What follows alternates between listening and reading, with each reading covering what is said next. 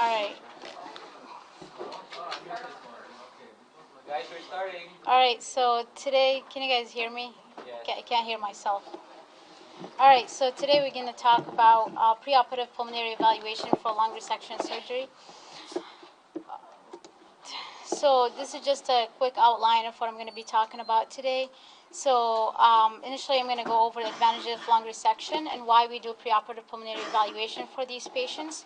I'm going to also touch quickly on age as a factor. Can you guys hear me? Go. Just try to speak louder. I can't speak loud enough. Okay. All right. See, you heard that. And then I'm going to go over some of the guidelines, the current international guidelines that we have for evaluation of such patients, including CHEST, European Respiratory Society guidelines, and British Thoracic Society guidelines. We're going to talk about the significance of preoperative PFTs as well as post-op predictive values and significance of exercise testing prior to surgery. We're going to have a couple of slides on smoking cessation and some post-operative measures to decrease complications post-op. So lung resection surgery, there's more than 30,000 resections performed annually in the USA. It does carry the highest likelihood of cure for early-stage non-small cell lung cancer, which is up to 85% of diagnosed lung cancers. The prognosis of lung cancer is poor without lung resection, and there's a significant difference in survival between the patients who undergo resection and don't undergo resection if they're found a candidate. And we're going to have some numbers at the next slide. Only 30% of patients with operable cancers are actually eventually found to be candidates, which is why it's important to undergo the pre-op evaluation initially. So a little bit of numbers on the survival with and without surgery. So this is just the conclusions of several of the studies that I found on this.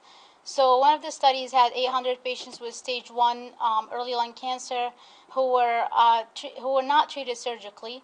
The 5-year survival for those patients was down to 16%. Another study found that patients who had stage 1 lung cancer and were treated surgically had up to 85% survival. So big difference there. The survival does drop with more advanced stages, as you might have guessed, but the survival would still be more favorable if the patient undergoes surgery if they're found a candidate, regardless of the stage. So patients with, there's also another study that measured the survival by months for patients.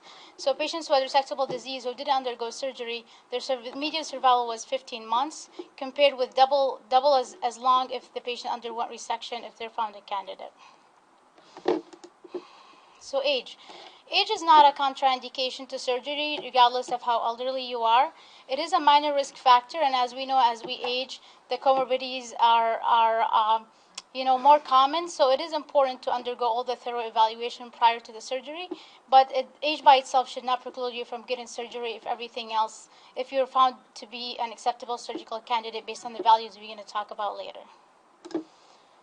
So indications for lung resection. So lung resection is done mostly for cancer reasons, whether primary or metastatic. But there's other indications as well, including bullous lung disease and for diagnosis and management of inflammatory conditions, such as resection of bronchiectatic lungs, pulmonary infiltrating granulomas.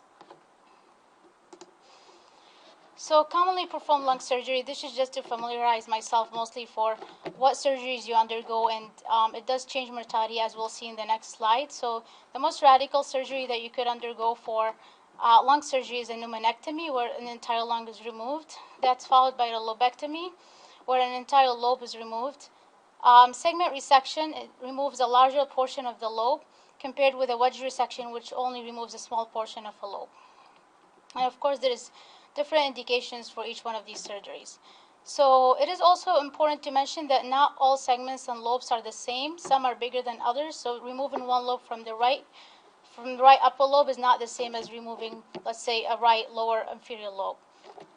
So there's also an important, especially in COPD patients. So if you're removing a mass from a deceased lung, it is not the same as removing a healthy lung. So the difference in your PFTs and post-predictive values will be much more different if you don't take that into account.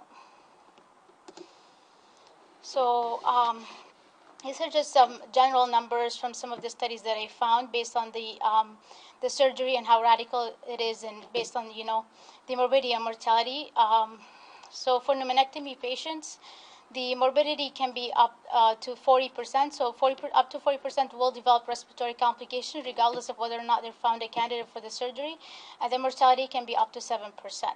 For the lobectomy, it's half as much, and for lesser resection, it's even lower than that. Respiratory complications are the most common complications of these surgeries, and they're reported to be up to 21%, followed by cardiac complications.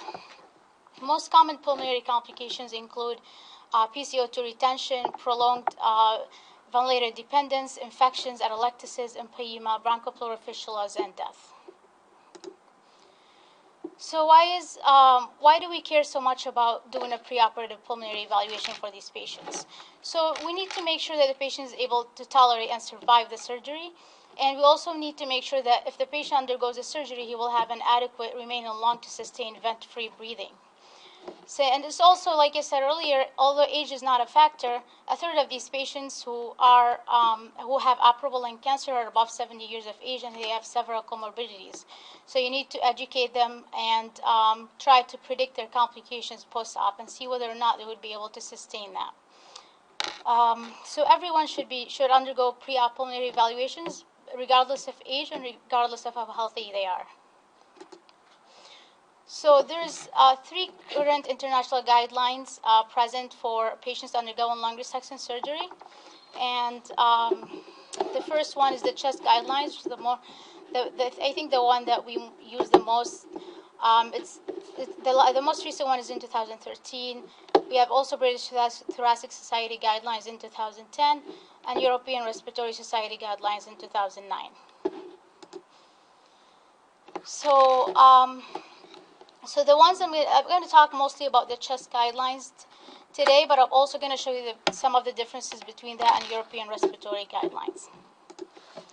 So I just threw a case in there just so we can apply what we're going to talk about today through the slides. So I have Mr. Smith here, who is an elderly male, 85-year-old, with a 45-pack-year smoking history, several comorbidities, was found to have a right upper lobe mass on his chest X-ray. He was staged and found to have a T2B N0M0 stage. He underwent cardiac evaluation, found to be low risk, and he was referred to you for evaluation for lung resective surgery. So the importance of the PFTs. So all the patients, before they undergo lung resection surgery, they will undergo PFTs as an initial step.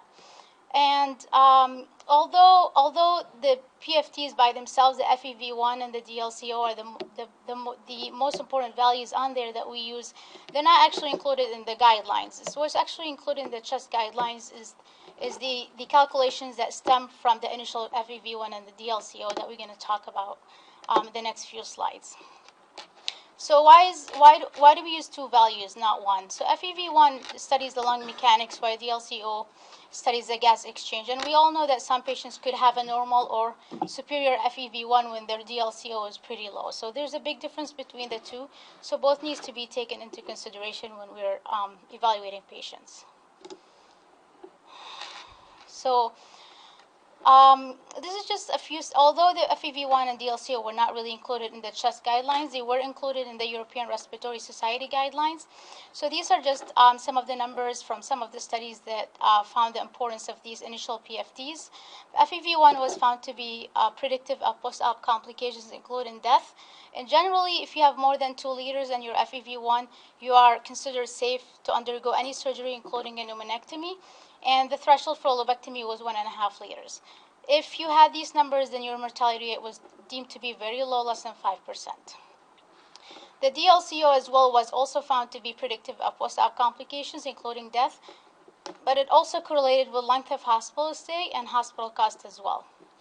So, on the European guidelines as well as the old chest guidelines, if you had more than 80% in your FEV1 and DLCO on the initial PFTs, you don't have to undergo any calculations or any other evaluation. You're actually safe to undergo any surgery. So you're deemed low risk, and you proceed without further testing. And some of these stem from some of the studies that I found. So Dr. Berry in 2010 found out that these 2 numbers, especially FEV1, was an independent factor an independent predictor of respiratory complications, and he found a relationship between the FEV1 and the mortality. So the odds ratio for mortality was increased by 10% for every decrease in FEV1. He also had he studied patients who had less than 30% FEV1 and those that had more than 60%, and he found a big difference between the morbidity. So compare that 43% if you had a low FEV1 compared with only 12% morbidity rate if you had FEV1 exceeding 60%. So this is just a graphic from the study that he had done. Patients, if you look, he studied the FEV1, and this is also the DLCO that I didn't mention in the previous slide. So the incidence of respiratory complications, as you look, just by looking at it visually, you can see the big difference. As your FEV1 increases, your respiratory complications decreases, and the same stands for DLCO. And the risk is actually less than half if you had a lower FEV1 and DLCO compared to the higher numbers. So, and chest guidelines, however, we're not using those initial values. So you need to get the FEV1 and DLCO done, but also you need to get the calculations done for post-predictive values. So this is the algorithm from the chest guidelines. And as you see, initially you get the cardiac evaluation. Then after that, you go to get the post-predictive values. So the FEV1 and the DLCO are not included, and we're going to talk a little bit more about the percentages and how to calculate them. So just a reminder, Mr. Smith had his PFTs, and FEV1 was found to be 85% predicted, which is pretty well, and his DLCO was 59% predicted, so it's borderline. So what do you do? Because he dropped less than the 60% threshold that they had. So what's the next step for him? So you get post-predictive lung function for all of these patients, regardless of your FEV1, like we talked about. So there's two different formulas that you use based on the type of the surgery that you have. So for pneumonectomy patients, the formula goes as follows. So you use a pre-op FEV1, which is taken as the best measured post-bronchodilator value, and you multiply that by 1 minus the fraction of total perfusion of the resected lung. The fraction of the total perfusion of the resected lung is actually done based on the quantitative radionuclide perfusion scan that you could do. The radionuclide perfusion scan is a quantitative scan. It's performed to measure the fraction of the total perfusion for the resected lung. So according to the guidelines, you could either use a ventilation or perfusion scan, but the perfusion scan is more commonly used, and you don't have to do both. No additional benefit in using both, so you could use one and stick with one.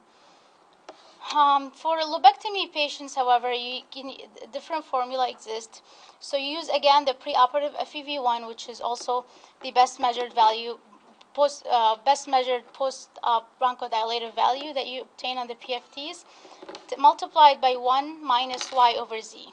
So y is the number of fractional, functional, or unobstructed lung segments to be removed, while z is the total number of functional segments. To determine the number of functional segments, you could either do a CAT scan or rely on your bronchoscopy just to estimate the number of unobstructed lung segments that you could use for the formula. So you do that for FEV1, and you do the same for DLCO. This is just a picture of how many segments you have in the lung. On the right lung, you have 10 segments, 3 in the superior lobe, 2 in the middle, and 5 in the inferior lobe. And the left lung, you have 9 in the superior lobe. You have 5 in the superior lobe and 4 in the inferior lobe. So you do your calc. You know what the literature is that supports the idea that you can do that for a lobectomy, but you can't do it for I mean, you can do it for a lobectomy, but not for other, like a pneumonectomy or any other operation. Or are you saying that's fine for any kind of, like, why, if you have that, why would you ever do a perfusion scan? Well, because some patients have diseased lungs, so the perfusion if you have a good segment, removing that is not the same as removing a bad segment, which is why you do the perfusion scan, to try to quantify that. I don't know if that answered the question, but use ventilation. So you can use this method unless you think that for some reason the lungs are differentially affected. I'm sorry, say that again? I said you could use this Uh-huh. unless you think the segments are somehow Correct. differentially affected. That's what I found. All right, so you get the values, you make your calculations, and then you proceed with the algorithm. So you got your PFTs, you got the post-predictive values, you calculated that, and based on the percentage, you can proceed with the algorithm. So if your numbers are more than 60%, by the CHEST guidelines, you're deemed to be low risk, and you can proceed to surgery without need for further testing. This number, more than 60% in several studies, was found to be low risk for perioperative death and cardiopulmonary complications from any lung surgery, including pneumonectomy.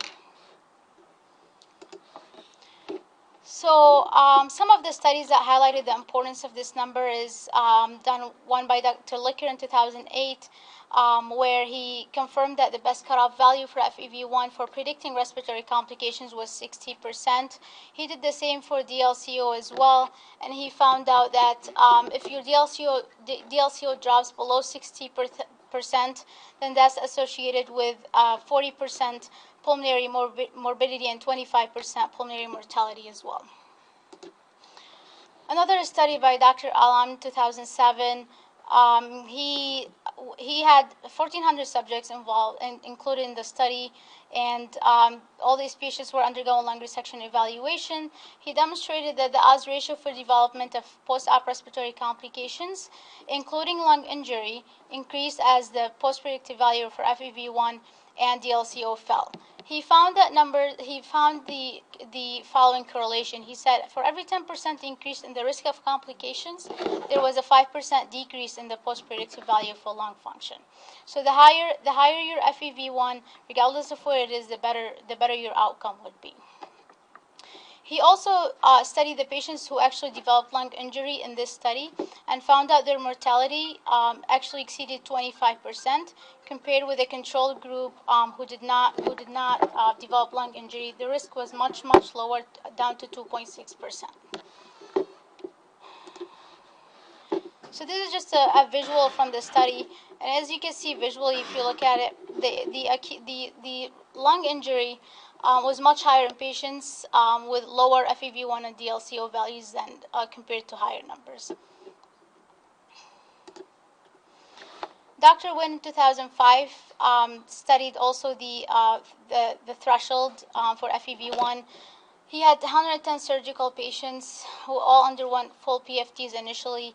Their mean age was 70 years. It was a retrospective study. He took patients who had major complications and the patients who had no major complications, split them in groups, and went back and checked on their PFTs to see what they are. So 87% of the patients that he included in the study had no major complications, and he compared their PFTs with those that had major complications, which was, the number was 13%.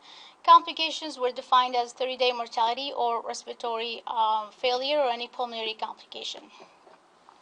So the patients who did not develop any complications or any major complications, their preoperative FEV1 was found, the mean pre-op FEV1 was 80% of predicted, when the post-operative value was around 57%. The DLCO numbers were 75% of predicted preoperatively and 53% of predicted post-op. The patients who had complications, their post-predictive value was only 42%. That's compared with 57% in the previous group, and their DLCO was only 37%. So although the difference is not big, it's about a 15% difference in both numbers. It did have a major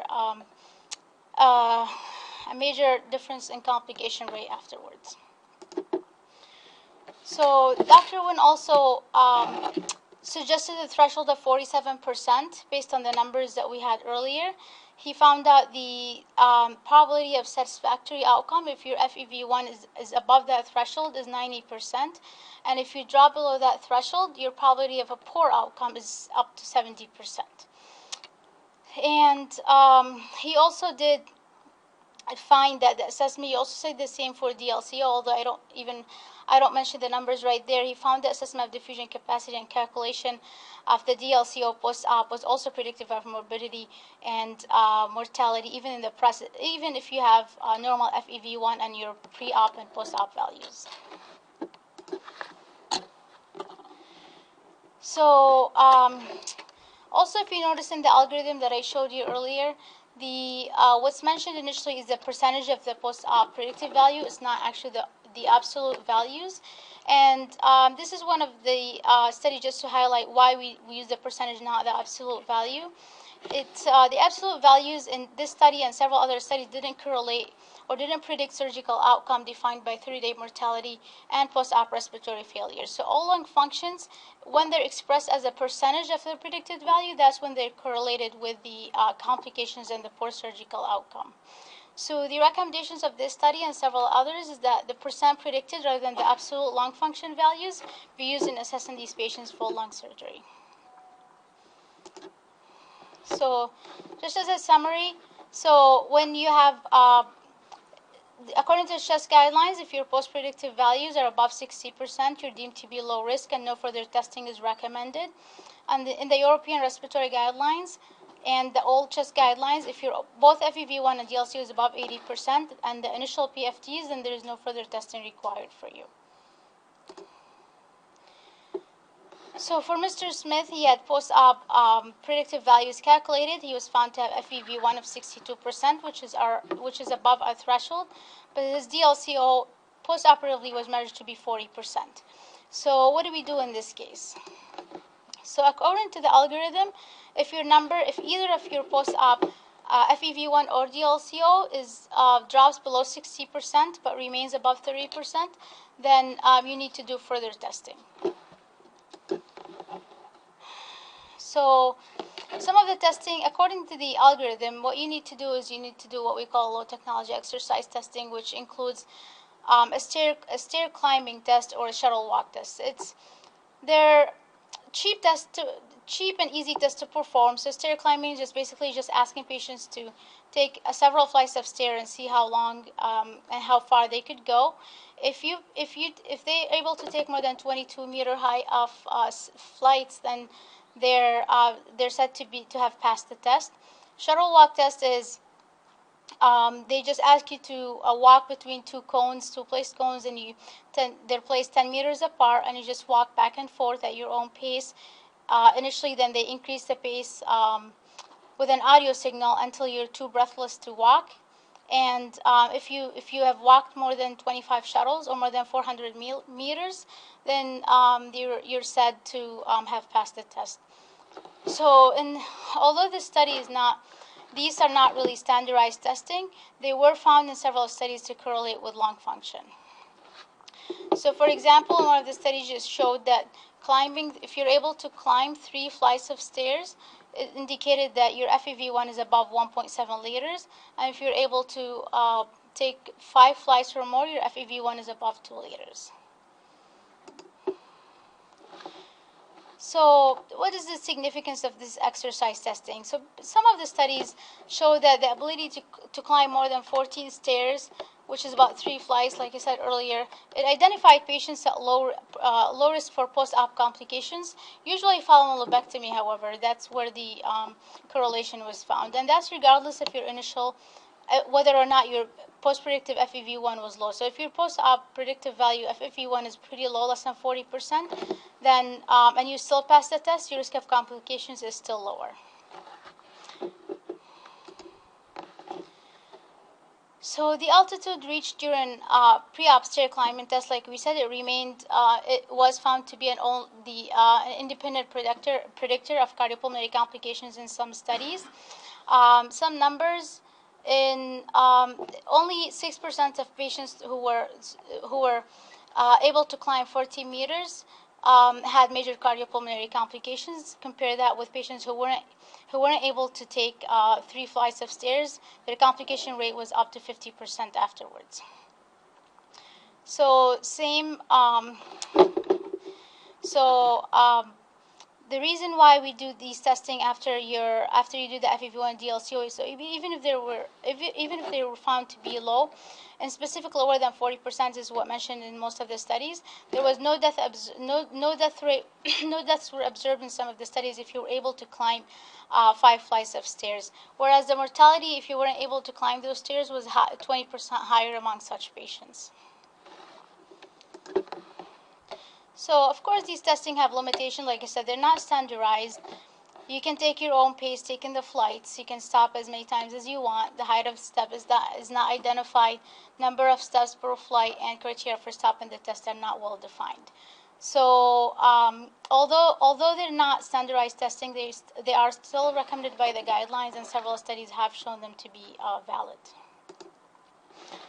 6-minute walk test that was mentioned in some previous guidelines requires you to walk up and down a hallway for 6 minutes at your own pace and rest as many times as you need to. This test is no longer recommended by the current guidelines as it lacks standardization, and in several studies it didn't correlate with complications or mortality. So you underwent the stair climbing or shuttle walk test. If you passed it, then you're again deemed low risk despite your post-predictive FEV1 or DLCO being less than 60%. If you failed it, then you go on to do further testing called the cardiopulmonary exercise testing. So it's a CPET, or cardiopulmonary exercise testing, is a physiologic test technique that includes that records the exercise EKG, your heart rate response to the exercise, your minute ventilation, your oxygen uptake per minute. And then it does some calculations and it comes up with a number called the maximal oxygen consumption, or VO2. So this test is basically made so you can measure your cardiopulmonary reserve, especially if you failed previous testing in objective numbers. So indication for the cardiopulmonary exercise testing. So like we said earlier, if you fail the shuttle walk test or the stair climbing test, but also if you had high risk cardiac evaluation initially, you could undergo this test. And if your post-predictive FEV1 or DLCO drops less than 3%, it's also an indication for that. According to the European Respiratory Society guidelines, if your FEV1 or DLCO less than 80%, although they still recommend the shuttle walk test and stair climbing test, you should also undergo the cardiopulmonary exercise testing at the same time.